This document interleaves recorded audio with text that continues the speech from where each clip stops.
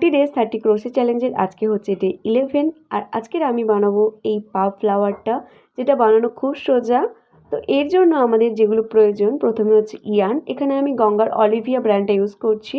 4 mm crochet hook, ইয়ান কাটার, আর হচ্ছে stitch marker. প্রথমে আমি শুরু করব ম্যাজিক রিং দিয়ে। এখানে প্রতিটা স্টিচ, যে কটা স্টিচ আমাদের প্রয়োজন, আমি খুবই স্লোলি দেখিয়েছি। ম্যাজিক রিংটা আমি টিউটোরিয়াল দিইনি, তাই ম্যাজিক রিংটা খুব স্লোলি দেখালাম, তোমরা সবাই করতে পারবে। এরপর ম্যাজিক রিংয়ের মধ্যে আমি 12টা সিঙ্গেল ক্রোশে করব। প্রথম সিঙ্গেল ক্রোশেটা আমি স্টিচ মার্কার দিয়ে মার্ক করে নিলাম, যাতে রিং ক্লোজ করার সময় আমার কোনো সমস্যা না হয়। এইভাবে আমি ম্যাজিক রিংয়ের মধ্যে 12টা সিঙ্গেল ক্রোশে কমপ্লিট করে ফিরে আসছি। ম্যাজিক রিংয়ের যে ছোট টেলটা থাকে সেটাকে টানলে আমাদের রিং ক্লোজ হয়ে যাবে, যেভাবে আমি করলাম। এরপর আমি যে প্রথম স্টিচটাতে স্টিচ মার্ক করে রেখেছিলাম, সেখানে আমি স্লিপ স্টিচ দিয়ে আমার রিংটা পুরো এই রাউন্ডটা কমপ্লিট করে নিলাম। খুব সহজে কিভাবে ইয়ার্ন কালার চেঞ্জ করা যায় সেটা শেখাচ্ছি। পরের স্টিচটা বা প্রথম স্টিচটায় আমি হুকটা ঢুকিয়ে ইয়ার্নটাকে নিলাম হুকের মধ্যে, তারপর অন্য কালারের ইয়ার্নটা জাস্ট লুপ হিসাবে ঢুকিয়ে নিলাম। দেখো কত সহজে আমাদের ইয়ার্নটা অ্যাটাচ হয়ে গেল। এরপর আমি এখানে চেন 3 নেব এবং একটা রিপিটেড প্যাটার্ন যাবে পুরো প্যাটার্নসটাই। স্টিচের মধ্যে 3টে আনফিনিশ ডাবল ক্রোশে করব। আনফিনিশ ডাবল ক্রোশে কীভাবে করতে হয় দেখো, যেভাবে আমরা ডাবল ক্রোশে করে থাকি, শুধুমাত্র আমরা দুটো করে লুপের মধ্যে দিয়ে হুকটা আর ইয়ার্নটা নিয়ে আসি, কিন্তু আনফিনিশড মানে হচ্ছে আমরা একবারই নিয়ে আসবো।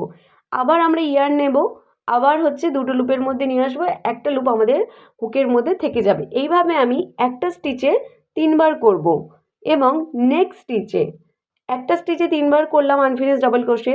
নেক্সট স্টিচটায় আমি সেমভাবে আবার 3টে আনফিনিশ ডাবল ক্রোশে করব।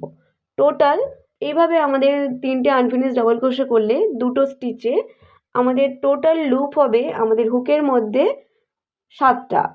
দেখো এখানে আমার লাস্টটা হচ্ছে, তো এখানে গুনলে দেখা যাবে সবকটা লুপ আমার টোটাল লুপ হয়েছে 7টা। এবার আমি ইয়ার্নটাকে 7টা লুপের মধ্যে দিয়েই নিয়ে চলে আসব। এরপর আমি 3টে চেন নেব এবং এরপর দেখো এখানে সেম স্টিচের মধ্যে আমি একটা স্লিপ স্টিচ দিয়ে নিচ্ছি।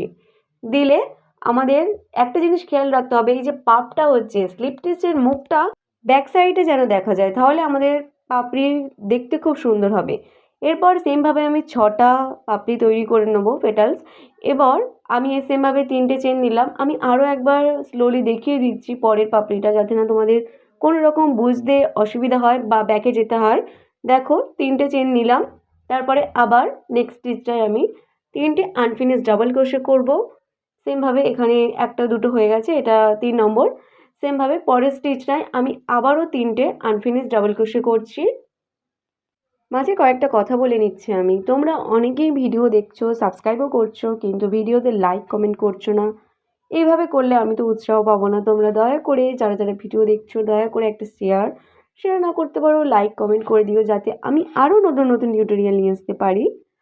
আর তোমরা যদি এরকম ক্রোশে বা হ্যান্ড পেইন্ট, এমব্রয়ডারি, কোনো ক্রাফটিংয়ের জিনিস কিছু কাস্টমাইজ কিছু অর্ডার করতে চাইলে, তাহলে ডেসক্রিপশানে আমার ইনস্টাগ্রাম পেজ দেওয়া আছে, নস্কর নেস্ট, সেখানে গিয়ে আমাকে ডিএম করতে পারো। যে কোনো রকম কাস্টমাইজেশন অর্ডার আমি নিয়ে থাকি, ক্রোশের আইটেম সব কিছু। তো দেখো আমাদের গল্প করতে করতে আমরা একদম শেষে চলে এসেছি। শেষ পাপড়িটাও আমার কমপ্লিট হয়ে গেল। আমি স্লিপ স্টিচ দিয়ে নিচ্ছি এখানে। এরপর এখানে শেষে যে চেনটা আছে বা স্টিচটা আছে, ওখানে একটু অসুবিধা হবে হুক ঢোকাতে।